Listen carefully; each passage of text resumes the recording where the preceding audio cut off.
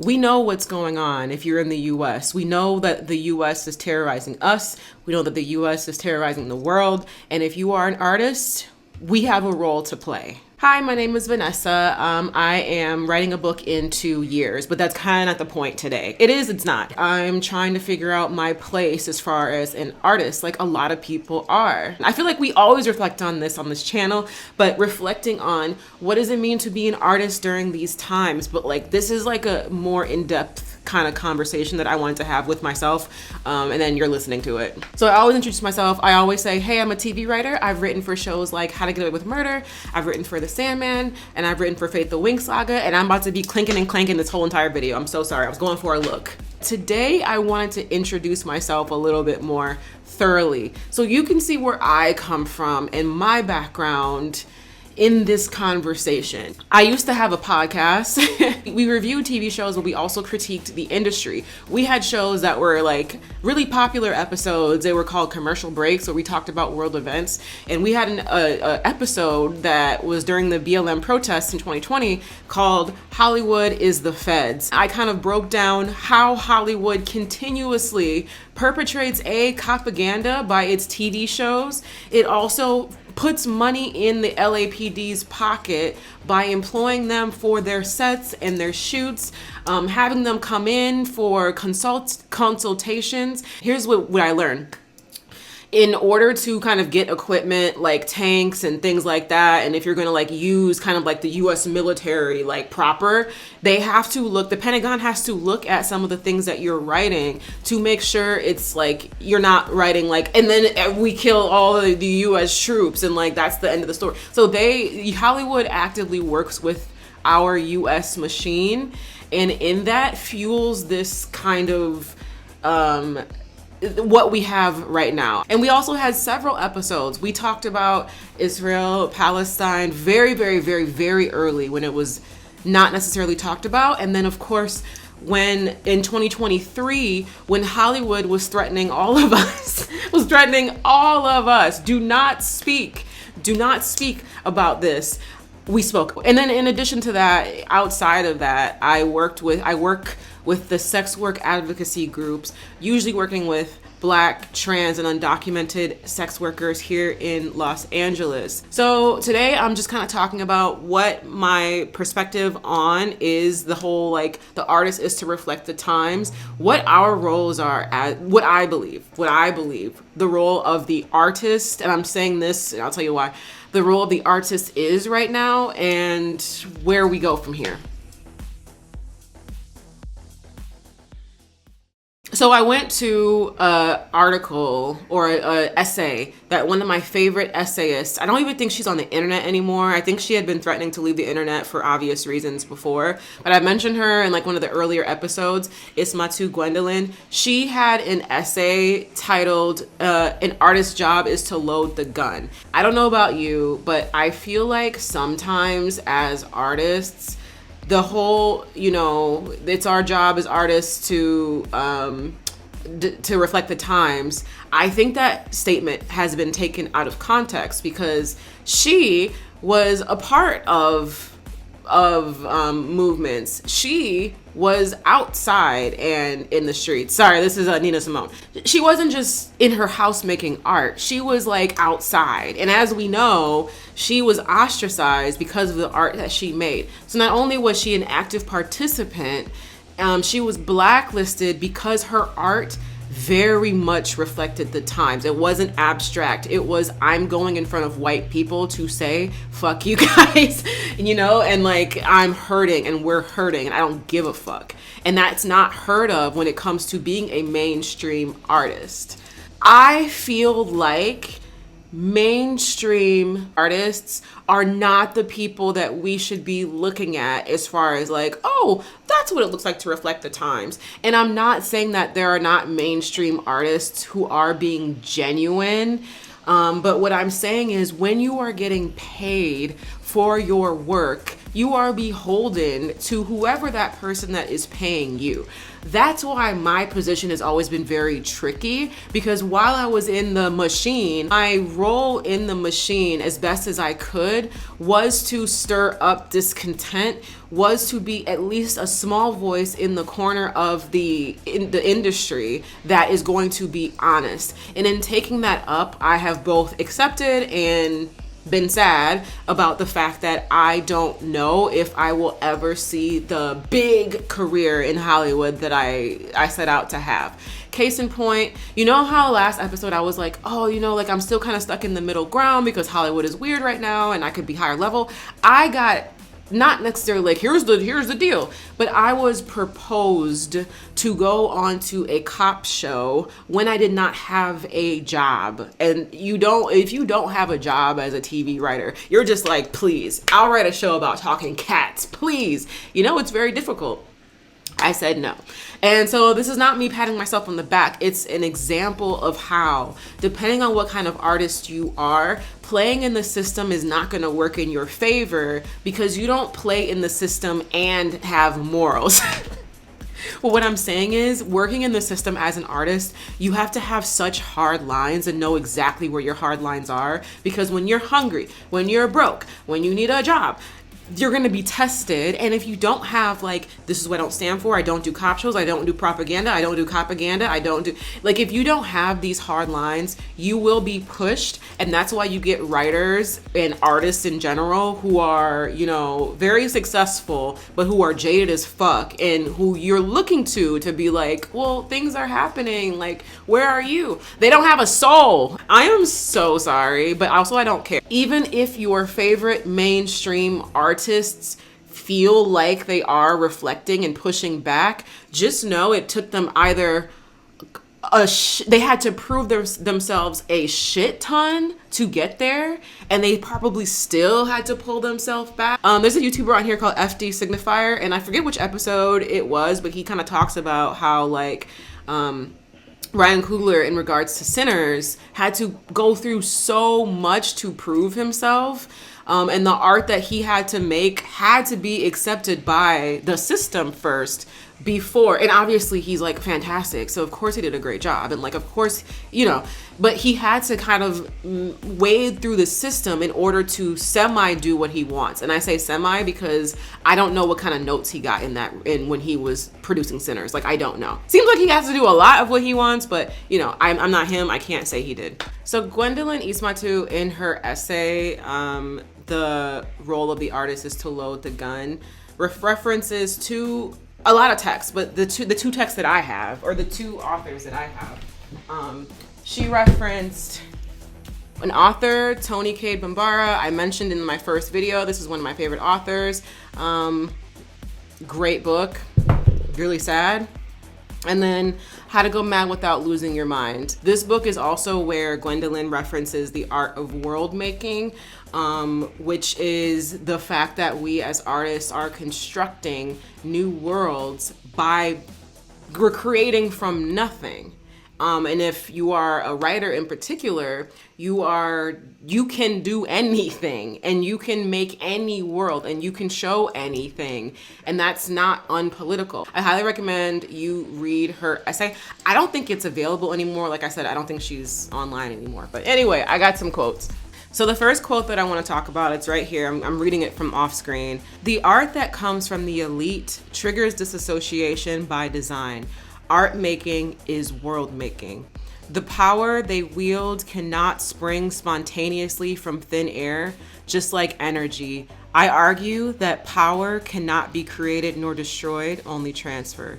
Our ruling class benefits from us considering the world bereft, beyond saving, because it keeps us looking up, gazing at them, longing for escape, which in turn keeps them powerful enough to continue floating up there, aspirational, away from the worlds they destroy in the wakes of their creation. Your attention is deeply lucrative. Clock the positive feedback loop. They continue to create a world that blooms endlessly for them, while we stand mystified, tricked into understanding the power of world making exclusively as capital. In such a world, the only way to escape the horrors of capitalism is to cause them to happen to someone else. My interpretation of the text, it pays to have us disassociated. It pays to have us swept up in art that does nothing to challenge. When we're looped up in art that doesn't necessarily challenge or show different than, we're just kind of stuck because we are told to idolize this stuff, but through the world that they created, it cannot be ours. And so we're kind of just stuck wishing and hoping, and it will never be ours. Meanwhile, the artists who are paid to kind of reconstruct the current world, they benefit too. What kind of artist do you want to be? What kind of artist do I want to be? I feel for the artists who go into this and who have like, this is what I want to do, this is who I am, like they have a strong stance, and then, you know, they get the money, and then they have the kids, and now they're kind of trapped. Like, you have to keep a living up. Like, you have to take care of your family or health. Like, this country makes it very difficult to not choose the system. That's the point. So I hope I don't sound like I'm shitting on like artists who do, for-profit artists who do stay in the system and do have to keep their heads down a bit, because I'm very sympathetic to that. I those are my colleagues. Those are like, I see it and I'm not stupid. It's really important in my 30s, as I'm kind of moving into this like novel writer, author, TV, who knows what's gonna happen to that. What kind of artist do I want to be? And for now, I'm gonna have to be comfortable straddling this line because this is how I make my money. I am a TV writer. I am in the industry. And hold my moral grounds. That's the thing. If to do this, I have to hold moral grounds. I'm not gonna do this show. I'm not gonna do this show. If this happens, I will say something. If this happens, I will not be comfortable with this on the show that I work on. I have a very clear list of those things for myself. And I think that makes it easier to operate within the system. So when you're hungry and I'm hungry and the money comes, it's easier to say no. My friend who's a TV writer, we talked about this, and he was like, we just have to be crafty about it. And like, but our audience needs people that are slowly gonna just pump little things that help make a difference. And then on the other foot, I have thinking about this novel and the life of the novel. And now I'm at a place where like, I just want to make a piece of art where I am loading the gun, that it resonates with people, like that it resonates with myself, and that it's true and it's real, and I've done the work that I needed to do to hopefully make it make something shake a little bit. Like, as long as I'm trying and I put my effort into it and I know that this is the path that I want to take, I hope that influences the choices that I make. It's about, what am I trying to say and what world am I trying to make? I have a whole video on what are you trying to say, but what world am I trying to make? Going back to world making. The second part of my thought comes to, you have to be outside. If you're an artist, us artists, I'm gonna only address myself and the artists that I think are thinking about this kind of stuff. If you don't give a fuck, you don't give a fuck. Fair, whatever. If you're an artist during these times, during all of America's barbaric actions, and you've thought like, well, I'm an artist, I don't know what to do, and then you were told like, the art is to reflect the times. We need art. Yes, and yes, and if you are interested in this kind of art and this kind of work, and even if you're kind of just like, I don't know what to do, it's important to be involved, and it is important to look around at what you have involved yourself in so far, What are some of your biases? What are the worlds that you have inhabited? I'm saying you, I hope I don't sound preachy. I'm saying you, but I'm kind of talking to myself. So assume, I took a second person class. Assume that this is you implied first person, which means the second person you is actually about the narrator talking about themselves. It's just it's a way to express, to gather empathy and whatever. What do you serve in real life? What spaces do you serve in real life? What are you seeing? What are you hearing? That also kind of goes into your art reflecting the times, or feeling like, you want your art to be meaningful. The art can't be meaningful, no offense. The art can't be meaningful in the way that I think we want it to be meaningful, and to be a thing that serves a purpose, if you are writing from your ivory tower and you have never stepped outside and you have never participated in action, and you are like, what spaces are you in? For me, I am Black, queer. I've worked with sex workers. My mom is a teacher, an educator. I have worked within the system. I have been a mainstream writer. So like, that's what I mean by like the spaces that you occupy. So this is another quote from the article. The task of the artist is determined always by the status and process and agenda of the community that it already serves. If you're an artist who identifies with, who springs from, who is served by, or drafted by a bourgeois capitalist class, then that's the kind of writing you do. Your job is to maintain status quo, to celebrate exploitation, or to, I can't see, my eyesight is so bad, or to guise in some lovely romantic way. That's your job. Shots. It's not just enough to be like, I really want my art to like say something, man. But you don't occupy any spaces of marginalized identities, of alternative ways of thinking, of different traditions and cultures.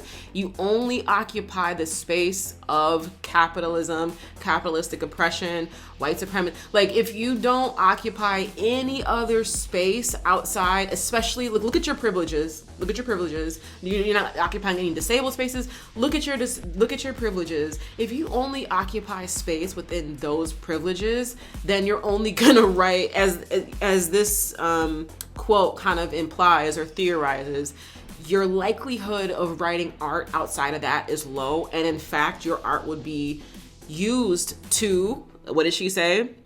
Maintain a status quo and celebrate exploitation. You can only world make what you know. Like, you can world make a fantasy world, but like the likelihood of your fantasy world somehow, being representative of different indigenous practices and ways of community and societies, if you've never engaged with that, you're probably just going to recreate what you already know, but with people that have pointy ears. That's kind of the first step, is looking around what spaces do we occupy? What privileged, non-marginalized spaces do we take up, and do we take up any other thing? Who are we? Who are we as people? That is gonna show through in our work. That is the subconscious stuff that comes out in our work when we're talking about what is your book, your novel, your painting, your song, your music about. And that's why I think sometimes things can feel very, very repetitive coming out of Hollywood, at least, because if only one type of person is able to make art, then it's going to feel fucking lame as shit. And that's why they're looking for a lot of IP, because it's a way to kind of like grab at different types, like a desperate grab at different types of like stories, in the hopes that it's going to feel new. But a lot of these stories also were made by the same kind of people, so it's not giving anything. Do you participate in community? Who are you surrounded with? Do you volunteer? I don't want to say organize, because I'm not an organizer, but I follow and work with organizers. Do you work with organizers? Are you working with at-risk communities? Like, what spaces are you occupying outside of your own identity? Even in the TV writing spaces, like a lot of writers, I mean, you're making a lot of money, and it's a different kind of conversation than when I'm with like my friends that are in public health, or when I'm with the organizer who's also a sex worker. You know, like it's different. One, I know for a fact shapes where I am coming from and like what my art is. The other, the TV writing thing, is something that I actively have to check in my work and say, oh, that comes from that, you know? A couple weeks ago when I was talking about what my book was about, when I was saying like, you know, this is a unstoppable system, what part of my identity does that come from? It could be how I really feel, and that's fair. That's fair. If that's what I want to write about, that's what I want to write about. But I have to know for myself what part of my identity or identities does that come from. And if I find that comes from a particular nihilism that's usually only afforded to the rich and the white, then I have to know that's where that's coming from, and if I want to change that in my own world making. Or if it comes from Afro-pessimism, that's a whole different like lens on what that means, and that'll change how that world making looks. So what are our identities? I am having a blast. Oh my God. So again, when you're looking at what's the role of an artist during this time, you have to look at the spaces that you are occupying first, because that's going to inform what kind of art you're making. And if you're not able to check where you're coming from as an artist, you're only hanging out with rich, white, upper class, privileged people that don't get involved in the community at all, then unfortunately, no matter how much you want your art to be reflective and to be radical, it's not going to be that. And then to finally wrap this up, the final quote: art reflects back to us the lens of the artist, what they yearn for, what they know to be true, and shapes our worldview accordingly. Art making is world making.